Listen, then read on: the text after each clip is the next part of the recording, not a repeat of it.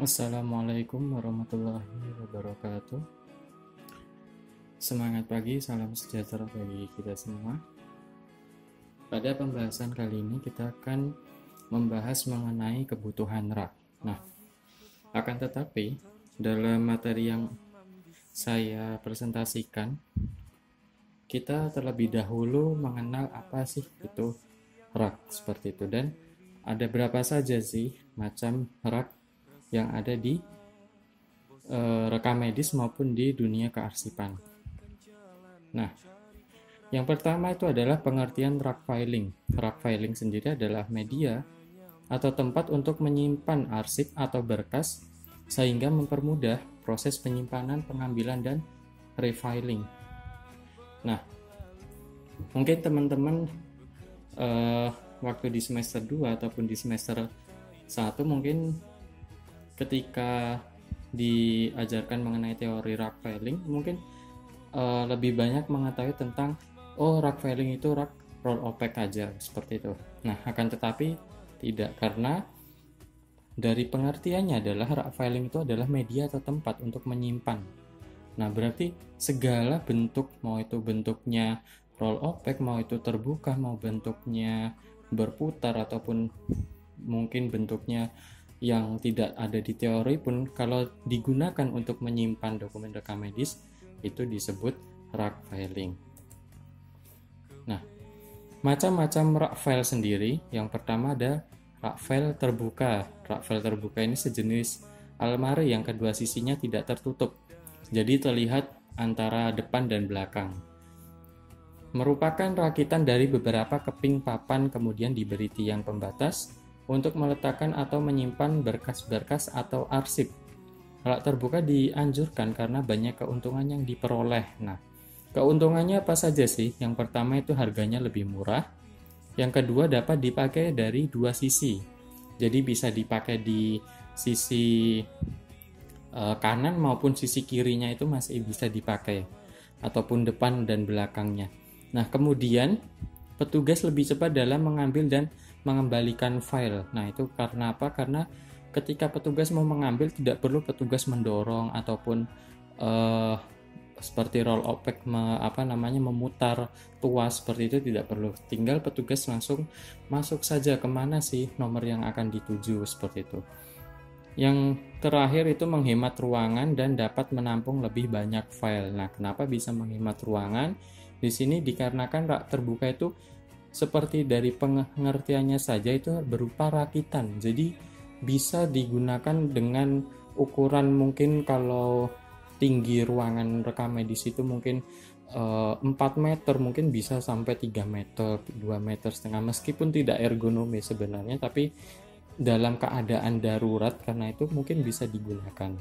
Yang kedua, karena berupa rakitan, jadi panjangnya, lebarnya itu masih bisa disesuaikan. Nah, selanjutnya ada rak kabinet. Rak kabinet ini perabot kantor berbentuk persegi panjang yang diletakkan secara vertikal dan dipergunakan untuk menyimpan berkas-berkas atau arsip. Selanjutnya ada rak bergerak.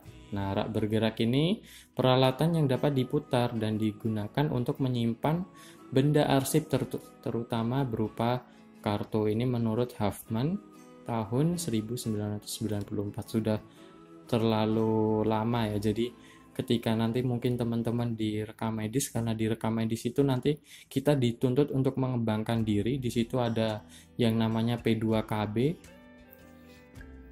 Nah, di situ nanti teman-teman, ketika teman-teman kok ini teori rekam medisnya udah lama ya, saya mau membuat buku. Nah, teman-teman bisa membuat buku dengan menggunakan apa sih teori-teori yang lebih baru, yang lebih relevan di saat ini. Mungkin kalau di rak bergerak mungkin menurut Huffman cuma berupa kartu, tapi mungkin teman-teman bisa menggunakan teori-teori yang lebih relevan berupa apa, dokumen, berupa apa, kertas, berupa apa, seperti itu.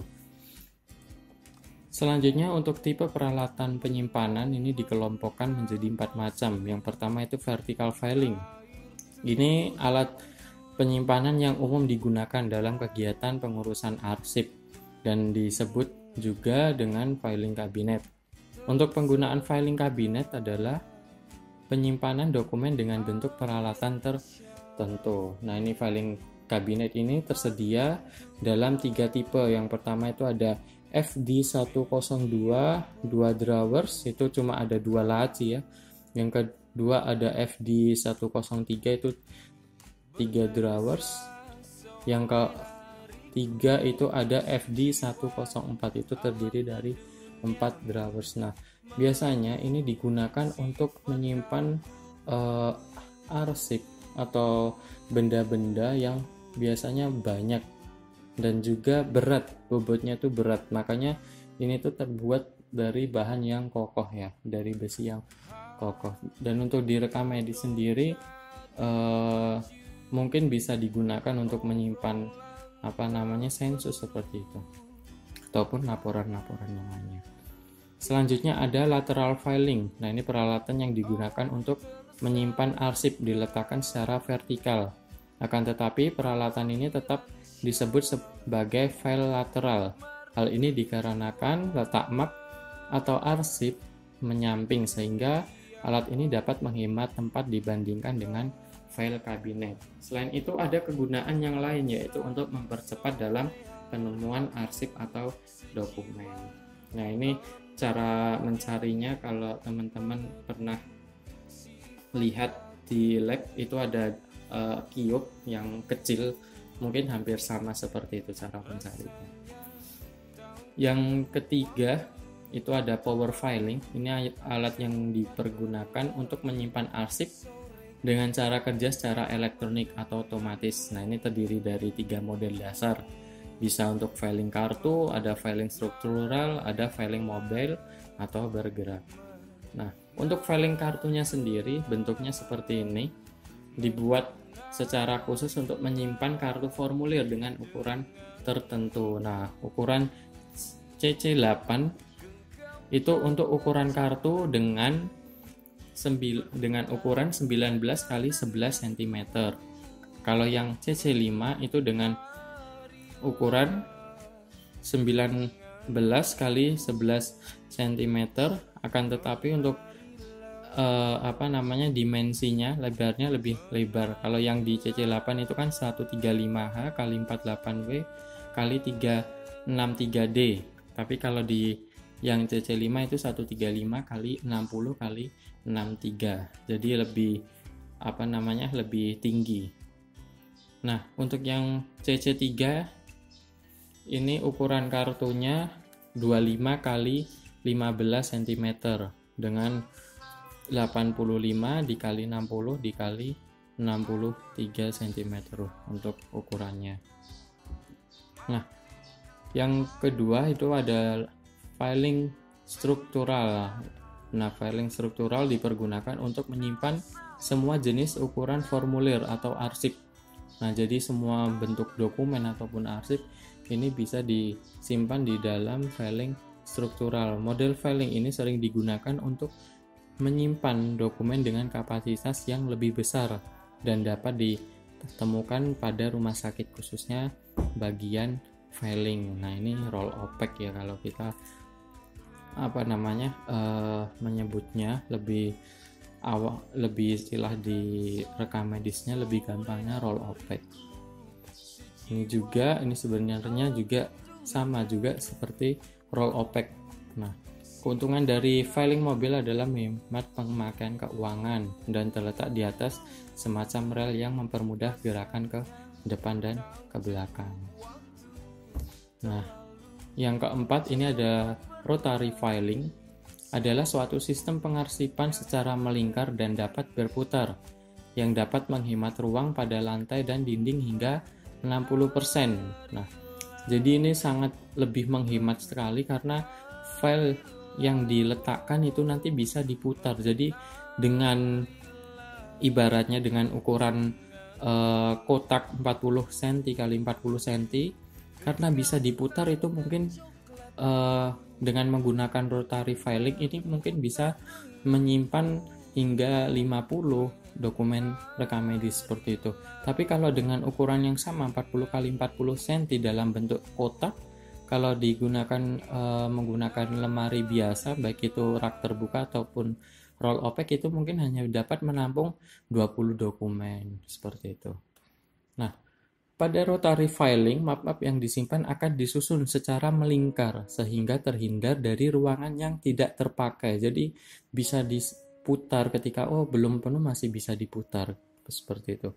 Keuntungan lain yang diperoleh yaitu memudahkan dalam mengambil dan mengembalikan berkas yang diperlukan. Hal tersebut dikarenakan rotary filing ini memiliki map-map yang memiliki kode-kode warna. Jadi mapnya di sini itu ada kode warnanya.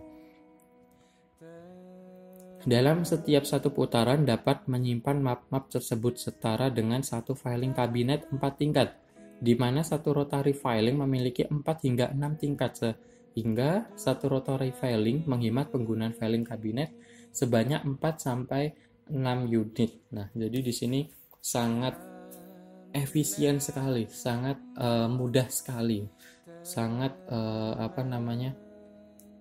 sangat efektif dalam menyimpan map rekam medis. Tapi selama ini selama berkunjung di rumah sakit belum pernah menjumpai bentuk lemari filing seperti ini. Kebanyakan masih sebatas rak terbuka ataupun roll OPEC, mungkin dikarenakan harganya yang mahal ataupun perawatannya juga yang mungkin harus ekstra kayak gitu, karena nanti kalau semisal ada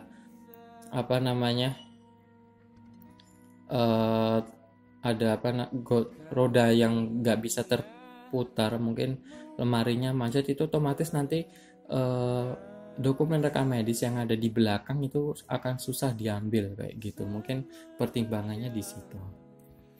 Nah, untuk kebutuhan rak filing sendiri, rumus kebutuhan subraknya itu panjang pengarsipan dokumen rekam medis dibagi panjang pengarsipan satu rak. Nah, ini untuk merencanakan unit penyimpanan harus ditentukan panjang pengarsipannya, kemudian diperkirakan panjang pengarsipan untuk periode tertentu dengan analisa trends. Panjang pengarsipan ini dibagi, panjang rak yang ditentukan akan memberikan jumlah unit yang dibutuhkan. Nah, yang mempengaruhi kapasitas rak filing yang pertama itu adalah volume rak, yang kedua rata-rata tebal dokumen rekam medis. Jadi semakin tebal dokumen rekam medis, otomatis raknya yang bisa menampung itu akan semakin sedikit. Mungkin dengan rata-rata tebal dokumen rekam medis 10 cm, mungkin dalam satu rak yang panjangnya 5 meter mungkin bisa menampung 100 dokumen rekam medis. Akan tetapi kalau nanti rata-ratanya cuma 3 cm, cuma 4 cm, mungkin lebih dari 100. Nah, itu untuk yang diuntungkan adalah nanti jika menggunakan sistem penjajaran SNF. Tapi juga SNF nanti juga bisa dirugikan dengan adanya penambahan dokumen. Nanti otomatis ketika ada dokumen yang tebal, otomatis map rekam medis yang lain akan ikut tergeser. Otomatis kalau tergeser itu nanti menyebabkan petugas lebih lebih menambahi beban kerja dari petugasnya tersebut. Yang ketiga, sistem penjajaran yang digunakan seperti yang sudah saya jelaskan tadi. Yang keempat, proses penambahan dan penyusutan dokumen rekam medis serta refiling teratur atau proses transaksi. Untuk itu perlu diketahui beberapa rata-rata penambahan dan penyusutan dokumen rekam medis. Jadi, penyebab kapasitas rak filing itu tidak hanya dikarenakan jumlah pasien yang terus menambah, jumlah pasien baru yang terus bertambah, tapi bisa juga karena petugasnya mungkin kurang teratur dalam melakukan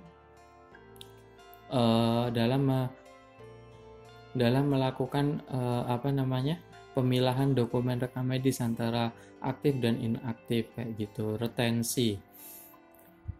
Jadi ketika nanti harusnya dokumennya ini sudah 5 tahun nggak pernah berkunjung, harusnya udah diambil tapi masih di situ. Oke lah kalau cuma 1-2 dokumen, tapi kalau ada mungkin 100 dokumen, ada 50 dokumen, otomatis itu akan berpengaruh dalam penyimpanan kapasitas rak filing. Yang terakhir, kapasitas rak filing juga dipengaruhi frekuensi dokumen rekam medis yang digunakan. Jadi semakin sering dokumen rekam medis itu digunakan, otomatis ketika dokumen rekam medis itu digunakan berarti ada pasien.